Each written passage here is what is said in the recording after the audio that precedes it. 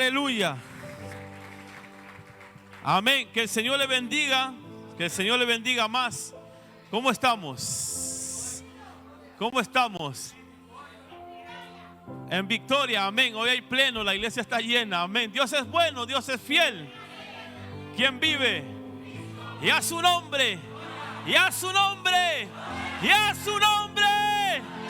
Dele palmas que Él vive. Él reina por los siglos de los siglos. Amén. No sé si usted me escucha, yo me escucho muy poco. ¿Está bien? Yo no me escucho muy bien. Es el retorno. Que si no me escucho muy bien voy a gritar aún más. Amén. Y mi esposa después me dice: es que gritas mucho. Claro, tengo que gritar en la iglesia, en la casa, hermano. ¿Sabes qué? Es broma, es broma, es broma. Amén. ¿Cuántos están felices? Contentos, bendecidos, prosperados. Amén. Mire, doy gracias al Señor por la oportunidad. También doy gracias por la vida de nuestros pastores. Gracias por la vida de mi esposa, de mis hijos, que son una bendición. Son una bendición para mi vida. Y también me alegra mucho el corazón aquí ver a Milcer aquí dirigiendo el culto. Me alegra un montón. David también, que estamos en él. Amén. Que hay un llamado de parte de Dios para sus vidas. Ellos también forman parte del grupo de crecimiento de Badalona. Amén. Amén. Ya el pastor le está dando más información, pero le pido que siga orando por el grupo de crecimiento de Badalona, hermano. Amén. Amén. Así que hay varios hermanos que nos han visitado alguna vez ahí y ha sido de mucha bendición. Amén. La iglesia crece, el grupo de crecimiento crece y Dios es bueno y Dios es fiel, hermano. Amén. Así que vamos a la palabra. Amén. Ahí el Evangelio según San Juan, capítulo 20, versículo 21. Y cuando usted lo tenga, me contesta con un amén, pero bien fuerte, fuerte, fuerte. Amén. Ya la pastora dio aquí el título de la prédica: Jesús, el mayor ejemplo de misiones. Amén. Así que cuando lo tengan, me gusta un amén, pero bien fuerte, fuerte, fuerte. Amén. Vamos allá. Entonces Jesús les dijo otra vez: pasa a vosotros, como me envió el Padre, así también yo os envío. Amén. Puede tomar su asiento, dándole la honra y la gloria al Señor. Amén.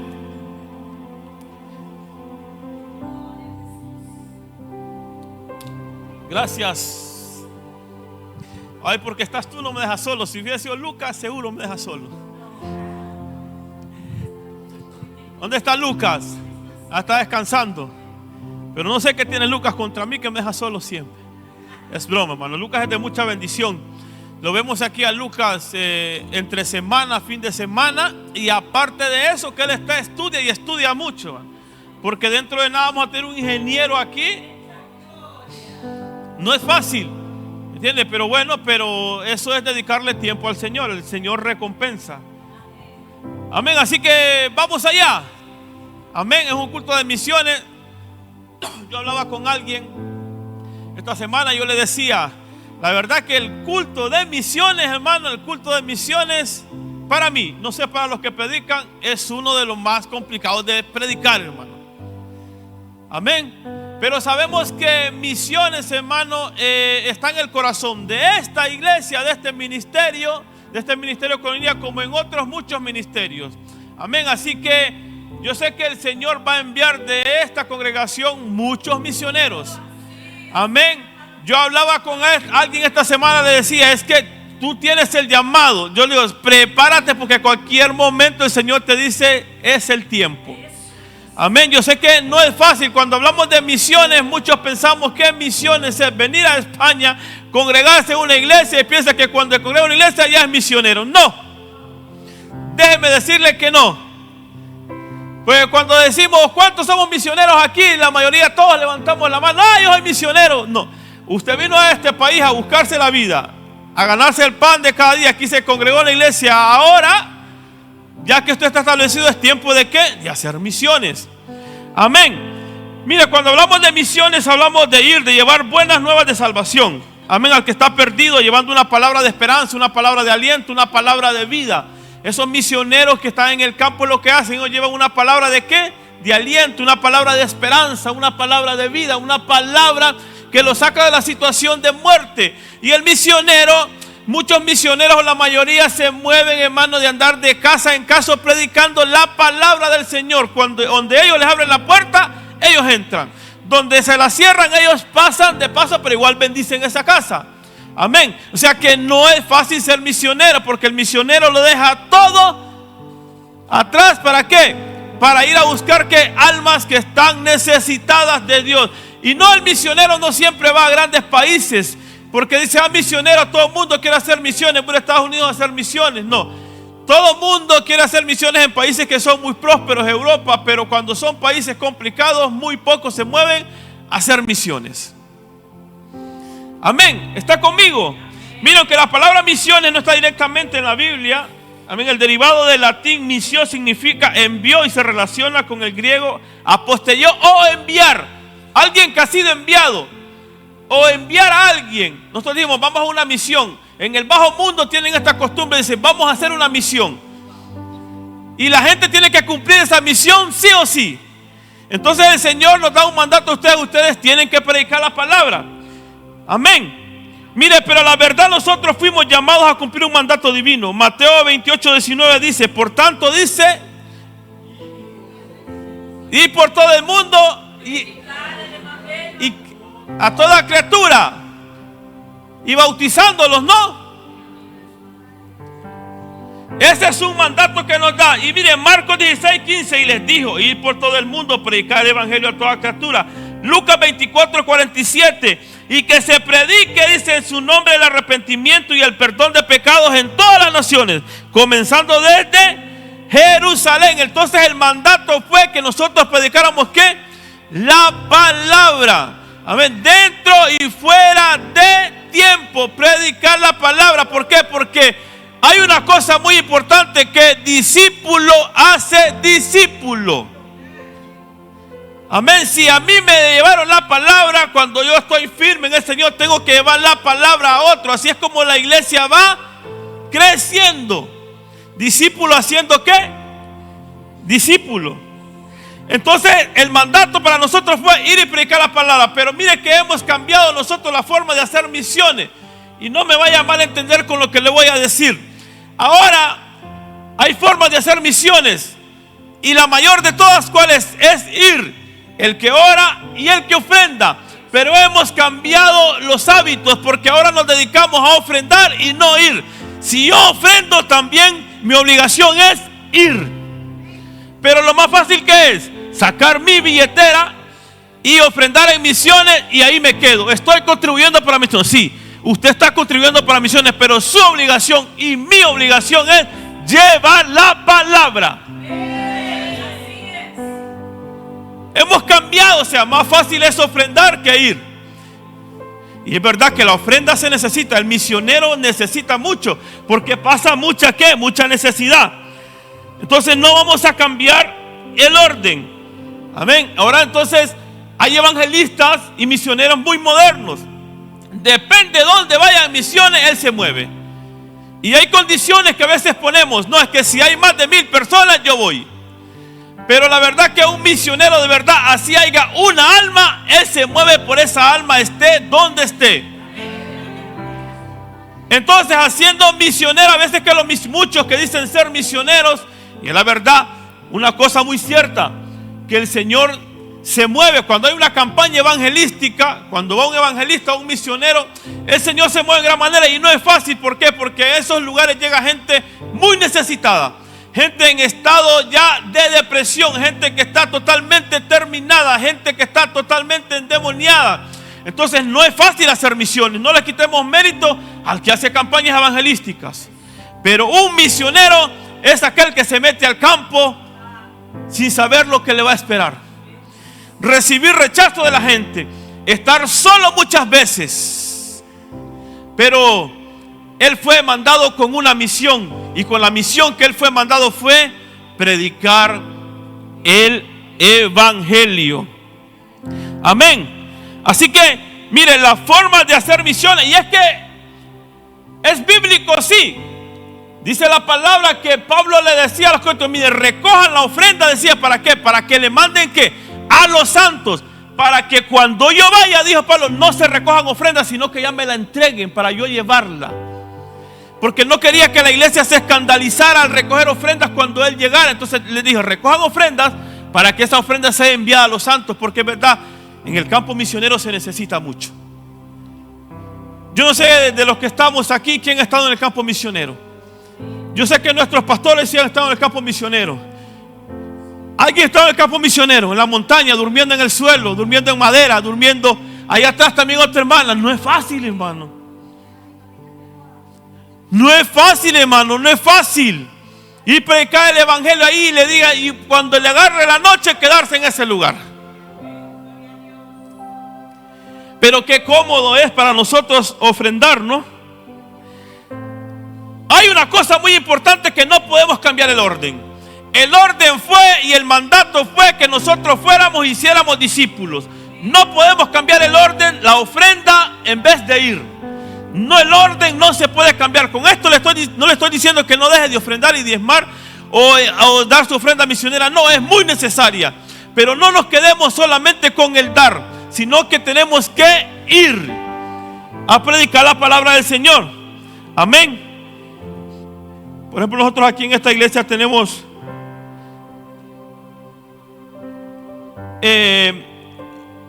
misioneros, pues, que muy pronto van a ir al campo, hermano. Muy pronto, hermano. Agarre sus 4 trápolas y el Señor que se va. El Señor los va a mandar, hermano. Y de esta iglesia tienen que salir misioneros, pero no así. Yo lo que no quiero es que esta mañana usted me malinterprete las cosas, hermano. Quiero que las tome por el lado amable. O sea, no lo va a mandar para como me mandó a mí a Badalona el Señor, que también es para que la obra del Señor crezca, porque es una iglesia que se va a levantar en Badalona, ¿me entiende? Pero es que el Señor lo va a mandar al otro lado del charco, ¿me entiende? Allá en la montaña, allá donde hay muy poca gente.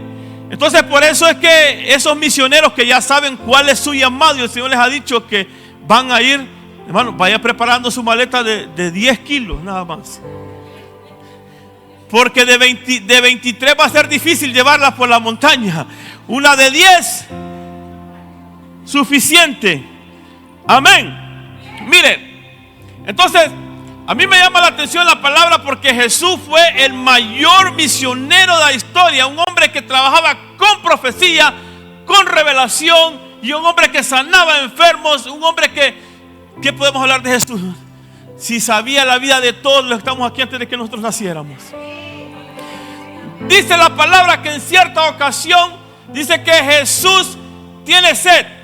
Y dice que él va a tomar, quiere sed, y ve un pozo, el pozo de Jacob, y en ese pozo está una samaritana. Y dice que los samaritanos con los judíos con los hebreos no trataban entre sí. Pero ella se asombró: pero ¿cómo tú me pides agua a mí si nosotros no nos tratamos? Entonces ella se sorprendió. Entonces el Señor le dijo: si supieras quién te pide, si supieras quién te pide el agua. Y dice la palabra del Señor que el Señor le empieza a revelar a esta mujer toda su vida oculta. Y esta mujer en cierta ocasión, mire que llega un momento y dice que le reveló toda la vida privada. Entonces ella se da cuenta con quién está hablando. No es una persona cualquiera, que es un hombre mandado de Dios. Dice, primero dice, porque los judíos y samaritanos no hablaban entre sí. Segundo le dice, si supieras quién te pide de beber, tú le pedirías y él te daría agua viva. Tercero dice, ella llega y dice, ¿acaso eres tú mayor que los profetas? Y mire que cuarto dice, la mujer dice, sé que ha de venir el Mesías. Mire qué lindo, porque esta mujer sabía que alguien tenía que llegar a sus vidas y ellos estaban esperando al Mesías. La mujer dice, sé que ha de venir el Mesías llamado el Cristo. Cuando Él venga, nos declarará todas las cosas. Jesús le dijo, yo soy el que habla contigo. Él era el Mesías. Entonces aquella mujer se quedó sorprendida. Y en ese momento que dicen los días que llegan los discípulos, donde Jesús se sorprendieron cuando vieron a Jesús hablando con esta mujer. Y en lo que ellos están hablando con él, y ellos están hablando con Jesús, dice que la mujer dejó su cántaro y salió corriendo a contar al pueblo samaritano, hermano, lo que estaba pasando allá en Sicar, que había un hombre que se encontró en el pozo de Jacob, que le estaba revelando toda su vida privada. Le estaba revelando toda su vida. ¿Qué pasó? Amén. Ya me perdí, por supuesto. ¿Para qué te moviste? Amén. Mira, había sin conocerla, le revela toda su vida. Entre tanto, los discípulos le rogaban a Jesús que comiera. Le dije que comiera. Entonces, mire, Jesús les dice que comiera y les dijo, yo tengo una comida que comer que vosotros no sabéis, les dice. Y Jesús les dice, mi comida es que haga la voluntad del que me envió y que acabe su obra. No decís entre vosotros, faltan 4 meses para la siega. He aquí os digo, alzad vuestros ojos, les dice. Mirad los campos, están blancos para la siega. Cuando Jesús le dice esto a los discípulos, ¿sabe qué le está diciendo? Alcen sus ojos, miren el pueblo de Sicar, miren la samaritana, porque estos están preparados para la siega. ¿Sabe por qué estaban preparados para la siega? Porque ellos sabían que iba a llegar un Mesías y estaban esperando al Mesías. Entonces por eso le dijo, alcen sus ojos, miren que los campos están listos para la siega, están blancos.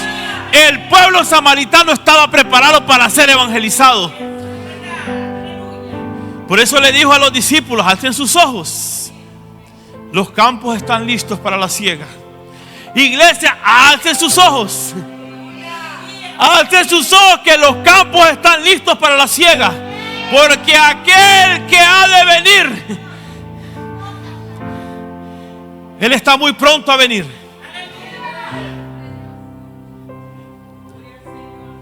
Jesús les apuntó y les habló con autoridad. Y les estaba apuntando para el pueblo de Sicar, allá a los samaritanos. Porque aquella samaritana dijo, si es que yo sé que el Mesías vendrá, los campos están listos para la siega.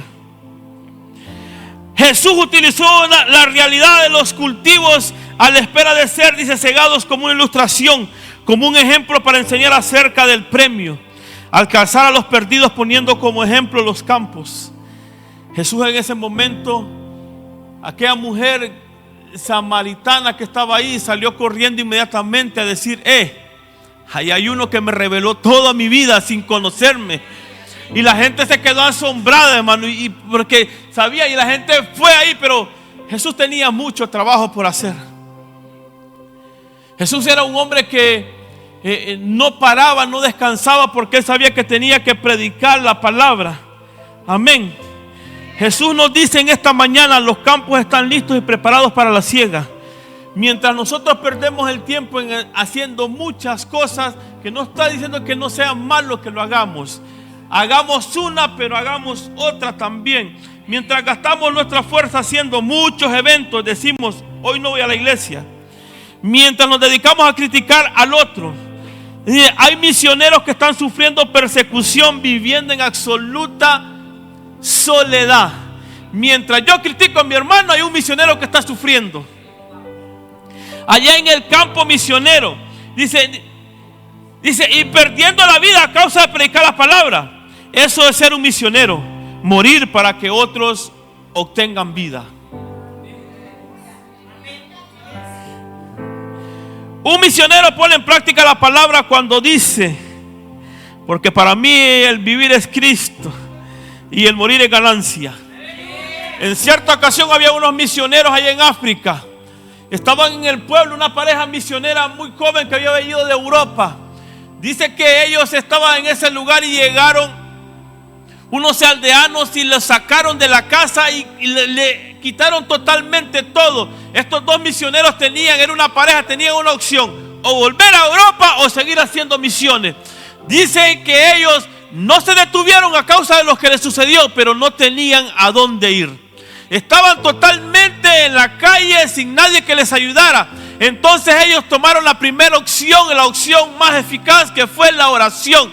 Se pusieron a orarle al Señor y en cierta ocasión llegaron a una aldea y vieron una casa muy lejana y fueron a tocar la puerta de esa casa. Cuando aquella mujer les abrió la puerta de la casa, les dijo: pasen, ustedes son los que yo estaba esperando. Ustedes son los que yo le pedí al Señor. ¿Saben por qué? Porque miren, este terreno que está aquí es para que se levante una obra misionera. Estos están allá en África, es una de las iglesias más grandes. ¿Saben por qué? Porque ellos, a pesar de las circunstancias, no se detuvieron, siguieron predicando la palabra. Porque eso es ser un misionero. Eso es ser un misionero. No es que yo soy misionero porque estoy en Europa.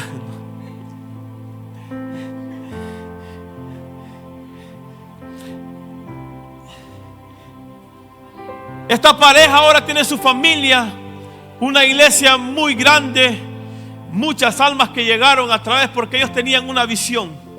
Era que la visión del misionero es que la iglesia crezca. Y hay una cosa muy linda que tiene que pasar en las congregaciones. Y es que yo le dije al principio que discípulo hace discípulo.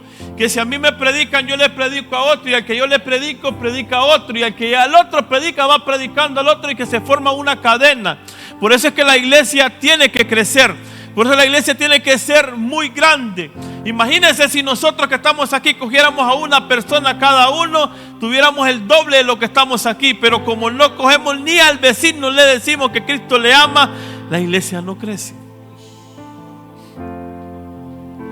Y decimos que somos misioneros. Y decimos que es que la verdad que es lindo cuando nos deleitamos en la presencia del Señor y nos gozamos y crecemos y el Señor nos da dones y empezamos a hablar en nuevas lenguas y empezamos a estar en un ministerio y empezamos a ser evangelistas, empezamos a ser pastores, empezamos a ser diáconos, diaconisas, pero la verdad que el mandato divino fue predicar la palabra. Ese fue el mandato desde el cielo, que se lo prediquen la palabra, bauticen en el nombre de Jesús. Entonces misiones no es fácil. Entonces sí, somos una iglesia misionera porque tenemos una obra allá en África. Pero imagínese usted si el pastor Aristis tendría que salir y tendríamos que mandar una pareja para allá, para Mozambique. Eso es misiones. Dejar la comodidad de Barcelona para irme a Mozambique. Dejar la comodidad de Barcelona yo para irme a Malawi, donde está la otra congregación. Entonces eso es misiones. Amén. ¿O no amén? No, a veces no, a veces.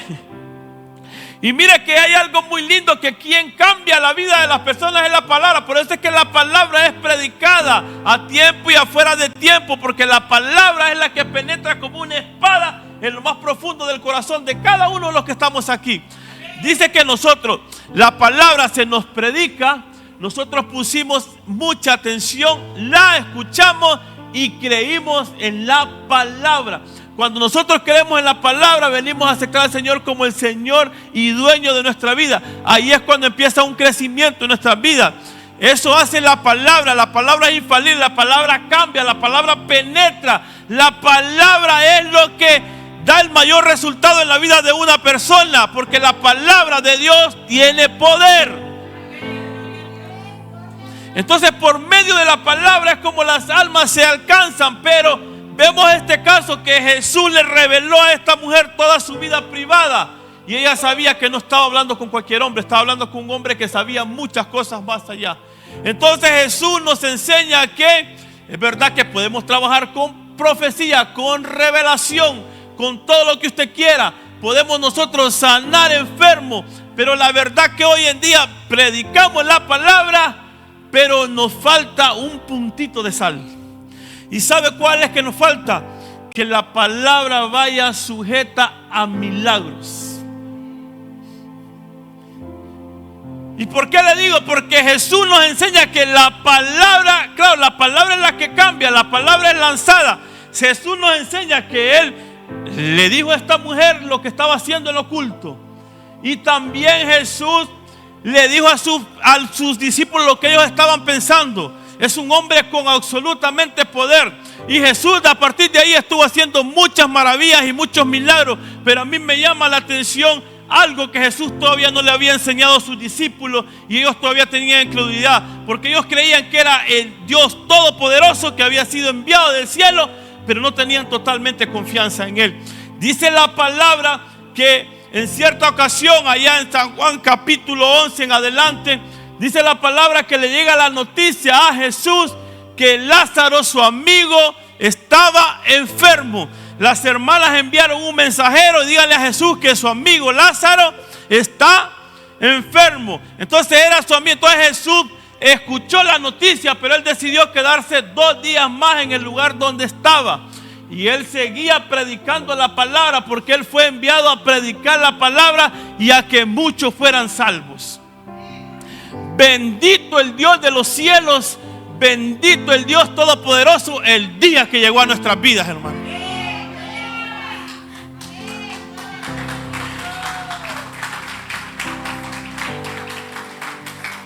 Bendito ese día que alguien abrió su boca y nos predicó la palabra, hermano. Porque esa palabra que nos lanzaron, hermano, cambió totalmente nuestra vida. Si nosotros no hubiésemos creído en esa palabra, no estuviésemos en este lugar. Pero como la palabra es poderosa y el Espíritu Santo es el que empieza a obrar en la vida de las personas, hermano, ha visto un cambio total. Por eso es que vemos aquí familias hermosas, formadas, vemos jóvenes dedicados al Señor, vemos niños que están creciendo en la casa del Señor. ¿Por qué? Por el medio de la palabra. Amén. Cuando mandan el mensajero a Jesús, Jesús se quedó ahí 2 días más. Dice, oyendo Jesús dijo, enfermo, esta enfermedad no es para muerte, sino para la gloria de Dios Padre, le dice, para que el Hijo de Dios sea glorificado por ella. Jesús amaba a Marta y a María, amaba a Lázaro, los amaba. Jesús decide quedarse 2 días ahí, hermano. Después de esos 2 días, Jesús les dice a sus discípulos, vamos a Judea, dice. Pero les dicen los discípulos, Jesús, pero en Judea te quieren apedrear y quieres volver a Judea. Pero miren, Jesús es tan poderoso, dice. Jesús les dice, el que anda de día, dice, no tropieza, porque la luz de este mundo, por la luz de este mundo, pero el que anda de noche tropieza porque no hay luz en él. Inmediatamente les dice Jesús, nuestro amigo duerme. Entonces los discípulos dicen, pero si duerme, seguramente sanará. Pero ellos no entendían lo que Jesús les estaba diciendo. Jesús, miren lo poderoso que es Jesús. A Jesús le envían un mensajero para decirle que Lázaro estaba enfermo, pero no le envían un mensajero para decirle otra vez, para decirle, no me las pongas por favor, más bien quítame esas 2 que me molestan ahí. Mire, dice la palabra que le enviaron un mensajero para decirle que estaba enfermo, pero no le enviaron un mensajero para decirle que Lázaro había muerto. ¿Sabe por qué? Porque Él es todopoderoso, Él ya sabía lo que iba a pasar. Por eso Él dijo, no decidió ir 2 días, quedarse 2 días más. ¿Por qué? Porque sabía que Lázaro iba a dormir, pero más adelante iba a suceder lo más poderoso. Amén. Muchas gracias.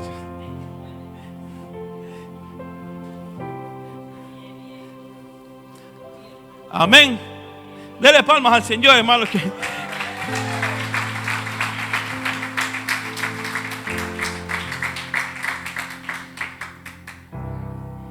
Mire, cuando los discípulos le dicen eso, seguramente sanará. Entonces dice, Dice, voy para despertarle. Y los discípulos le dijeron, duerme, entonces sanará. Cuando Jesús llegó, dice, donde estaba Lázaro, ya tenía 4 días, hermano, de haber muerto. Alguien que ya tiene 4 días de haber muerto, ya me contará usted cómo huele. Entonces muchos judíos estaban ahí consolando, al principio, a María y a Marta. Estaban ahí con ellas consolando por la muerte ¿de qué? De su hermano. Y dice, mire que cuando Marta ve a Jesús, corre inmediatamente y le dice, Jesús, le dice, si hubieses estado aquí, le dice, mi hermano no hubiese muerto. Pero lo que no sabía Marta, que Jesús siempre estuvo presente. Lo que no sabía Marta, que Jesús siempre estuvo ahí, porque él ya sabía que Lázaro había muerto. Y es lo que nos pasa a nosotros, que siempre decimos, Jesús, si hubieses estado aquí, no me hubiese pasado esto. Pero no, Jesús siempre está presente. Sea la dificultad que sea, Jesús siempre está presente.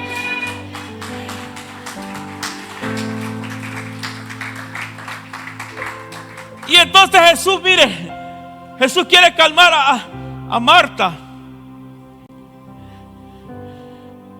Jesús quiere calmar a Marta para que ella no se pusiera, ¿sabe? Le dice, tranquila, le dice, si tu hermano se levantará, tu hermano va a resucitar, tranquila.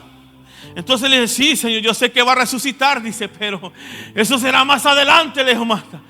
Le dice, pero mire lo que le dice Jesús. Es que Jesús, hermano, Jesús es otro nivel, hermano. Jesús está en otra galaxia.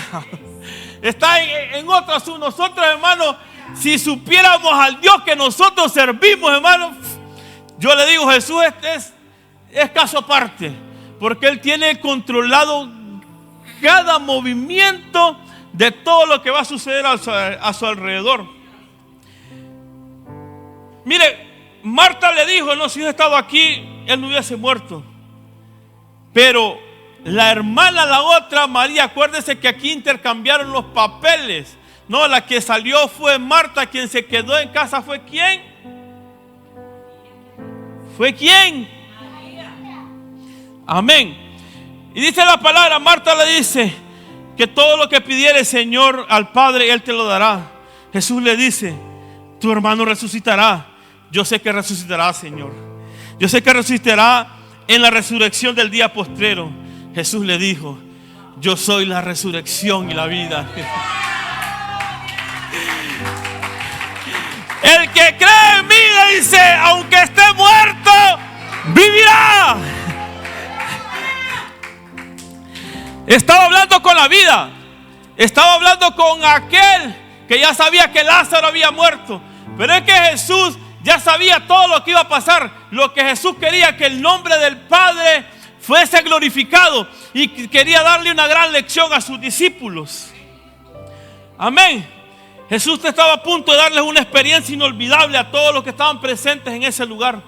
Y mira que llega un momento que Marta sale corriendo y le dice, María, le dice, María, Jesús está aquí, le dice, y te llama. Cuando Marta le dice esto a María, María inmediatamente se levanta de aquel lugar y sale corriendo y le dice lo mismo a Jesús. Jesús, si hubieses estado aquí, mi hermano no hubiese muerto. Jesús tenía el control de todas las cosas. Así como tiene el control de su problema y de su vida, Él tenía el control de todas las cosas absolutamente. Entonces la gente, claro, Jesús se conmovió porque habían judíos ahí que con qué hipocresía estaban llorando la muerte de Lázaro. Pero las dos hermanas estaban preocupadas y afligidas. Y Jesús pregunta en un momento, ¿dónde está? Porque Jesús quiere ir donde está Lázaro, en la tumba, ahí donde está, en la cueva donde está el enterrado ahí. Entonces dice la palabra que cuando Jesús va para aquel lugar, hermano, dice que había una piedra muy grande que había que remover.